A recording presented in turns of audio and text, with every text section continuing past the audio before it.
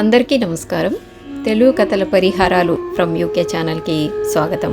అధర్మాన్ని గనక అడ్డుకోకపోతే అందులో పావు భాగం సభ్యులకు, మరో పావు భాగం పాలకులకు, మిగిలిన సగభాగం కర్తకు సంక్రమిస్తుంది అని మహాభారతంలో వివరించిన కథ ఈ వీడియోలో విందాం.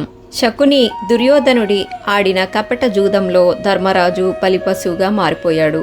సకల సంపదలు సోదరులతో సహా అర్ధాంగిని కూడా వదులుకున్నాడు. ధర్మజుడి ఈ దుస్థితిని అవకాశంగా తీసుకొని దుర్యోధనాదులు ద్రౌపది పరాభవానికి పూనుకున్నారు. ఆ పన్నాగంలో భాగంగా దుశ్శాసనుడు సభ్యతా సంస్కారాలు మరిచి అమానుషంగా ఆమెని జుట్టు పట్టుకుని దారుణంగా సభ మందిరానికి ఈడ్చుకొచ్చాడు. ఆ దుర్మార్గుడి దాష్టికానికి పాండవ పత్ని చెదిరిన జుట్టుతో వెలవెలబోయిన ముఖముతో కన్నీటి పర్యవంతమైంది. భీష్ముడు, ధృతరాష్ట్రుడు వంటి కురువంశ మహామహులు అందరి వైపు దీనంగా చూస్తూ, పెద్దలారా, మీరంతా చూస్తుండగానే ఈ దుశ్శాసనుడు నాపై అగత్యానికి పాల్పడుతున్నాడు. ఖండకావరంతో ఇలా ప్రవర్తించడం న్యాయమేనా?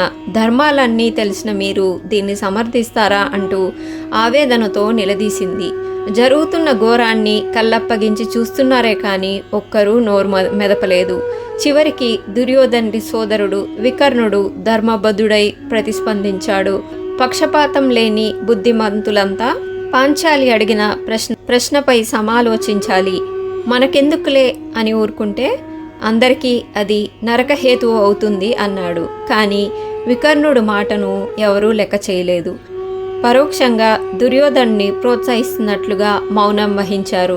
కళ్ళ ముందు జరుగుతున్న అధర్మాన్ని, అన్యాయాన్ని అడ్డుకోకపోతే తీవ్ర పరిమాణాన్ని ఎదుర్కోక తప్పదంటానికి కురుక్షేత్రమే సాక్ష్యం. అందుకే అధర్మం ధర్మాన్ని చెరపట్టగా తీర్పు కోసం వస్తే నిర్లక్ష్యం చేసిన సభ్యులకు అధర్మ పీడన తప్పదు.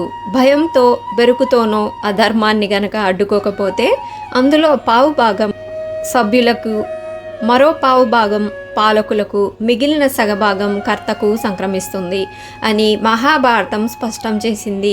ఇది నేటికి వర్తిస్తుంది.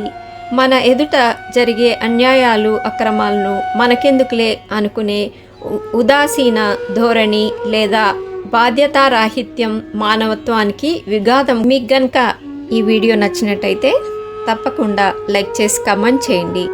మరిన్ని ఆసక్తికరమైన కథల కోసం తప్పకుండా ఈ ఛానల్ని సబ్స్క్రైబ్ చేసి నోటిఫికేషన్ బటన్ క్లిక్ చేయడం మర్చిపోకండి. సర్వే జన సుఖినో భవంతు. Thanks for watching.